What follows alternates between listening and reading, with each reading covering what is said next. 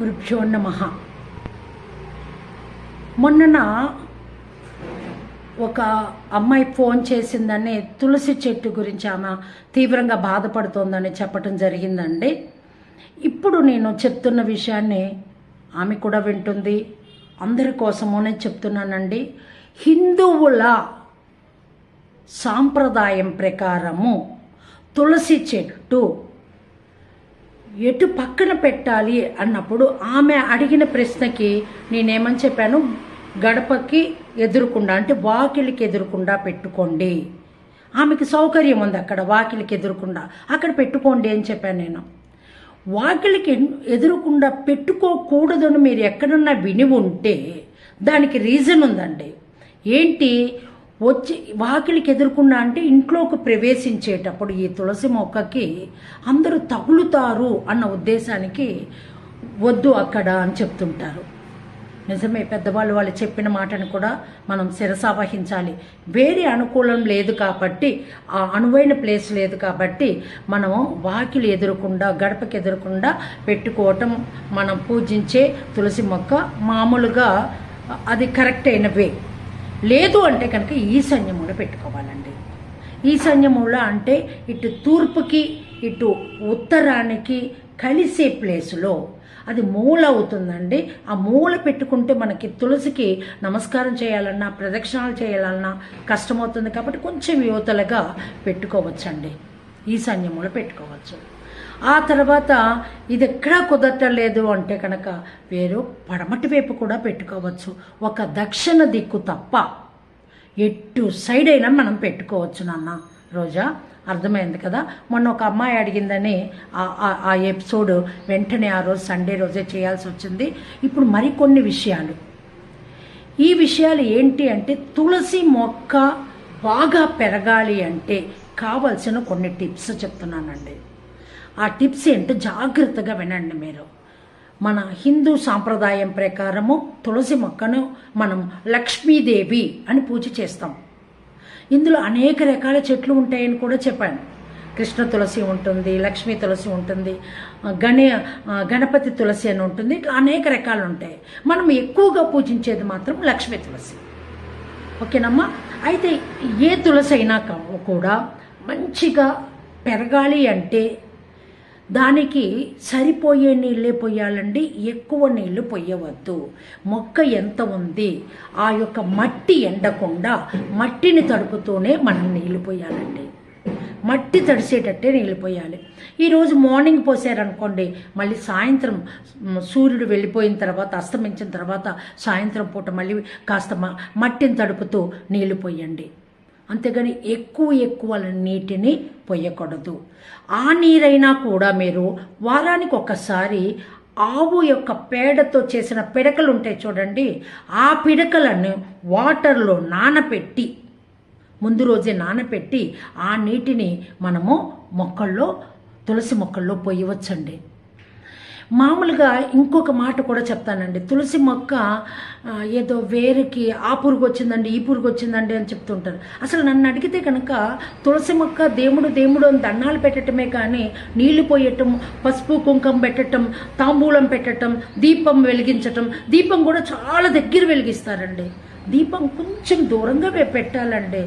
అది కూడా మొక్క కదా, మామూలు మొక్కతో పాటు అది కూడా దేవత మొక్క అయింది కాబట్టి కొంచెం దూరం పెట్టండి. ఎంత ప్రేమ కలిగినా కూడా దాని దగ్గరికి పెట్టేయటం, అగ్రతులు దానిలోనే గుచ్చేసేయటం, దాని యొక్క పౌడర్ అంతా దానిలోనే పట్టడం, ఈ యొక్క సెగ దానికి, ఇలాంటివి చేయబోకండి. ఎక్కువ దేవుడు అని మనం పూజిస్తున్నప్పుడు దాన్ని జాగ్రత్త కాపాడుకోవాలి కదా, అలా చెయ్యొద్దు. కాబట్టి మీరు ఎక్కువ వాటర్ని తులసి మొక్కలో పోయొద్దు, మట్టిని తడిపేటట్టే పోయండి. ఆ నీరు కూడా ఎటువంటి నీరుని పోయమన్నానండి, ఆవు పిడకలు ఉంటాయి చూడండి, ఆవు పేడతో చేసిన పిడకలు, ఆ పిడకలను నానబెట్టి ఆ నీరు వారానికి ఒకసారి పోయండి. పోనీ రోజు మామూలు నీళ్ళు పోసినా కూడా వారానికి ఒకసారి ఆ నీటిని పోయండి, బాగుంటుంది. ఆ తర్వాత ఎక్కువ నీడ పడ్డా కూడా ఆ యొక్క చెట్టు ఎక్కువగా ఎదగదండి. కాబట్టి నీడ ఎక్కువ ఉండకూడదు. విపరీతం ఎండ నీడ మనం కనుక ఆలోచిస్తే ఎండ పర్వాలేదండి, కొంచెం తీవ్రంగా ఎండ ఉన్నా కూడా నీడ ఎక్కువ నీడుంటే మాత్రం మొక్క ఎదగటం కష్టం అవుతుందండి. కాబట్టి నీడు తక్కువ ఉండాలండి, ఎండ ఉండొచ్చు, సరిపోయేంత ఎండ ఉండవచ్చు. ఇంకొక ముఖ్యం, వాటర్ గురించి మాట్లాడుకుంటున్నాం కాబట్టి ఇంకొక విషయం ఏం చెప్తానంటే, నేను ఎండలో వాటర్ పొయ్యకూడదండి. ఏ మొక్కకి, ఈ మొక్కకే కాదండి, ఏ మొక్కకైనా కూడా ఎండలో పోస్తే కనుక వడగొట్టేసినట్టు అయిపోతుంది, ఆ మొక్క కూడా వడలిపోతుందండి. అందుకని ఎండలో పోయిపోకండి మీరు. నీరు చల్లపడినప్పుడు పోయాలి, లేకపోతే ఎండ రాకముందర పోయాల్సి ఉంటుంది. ఆ తర్వాత ఇంకొక ఇంపార్టెంట్ విషయం చెప్తున్నానండి. ఆ మట్టి ఏదైతే ఉంటుందో ఆ మట్టి ఎక్కువగా నల్లటి మట్టి అలాంటివి పెంచుకుంటే కుండీల్లో పెంచుకోవచ్చు, చిన్న చిన్న కుండీల్లో పెట్టుకోవచ్చు. కొంతమంది డైరెక్ట్గానే మట్టిలోనే పెట్టేస్తారండి.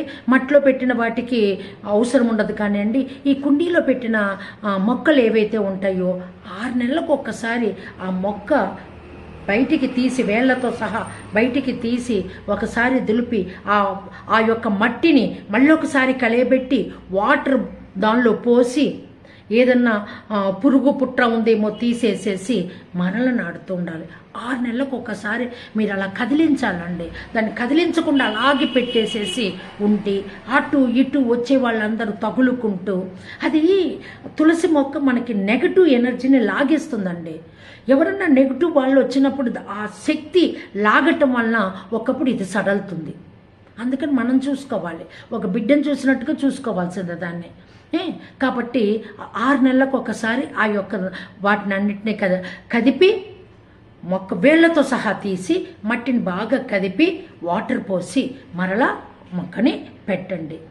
అదే బయట డైరెక్ట్గా పెట్టే మట్టిలో అయితే కనుక మీరు తీయవలసిన అవసరము ఉండదు.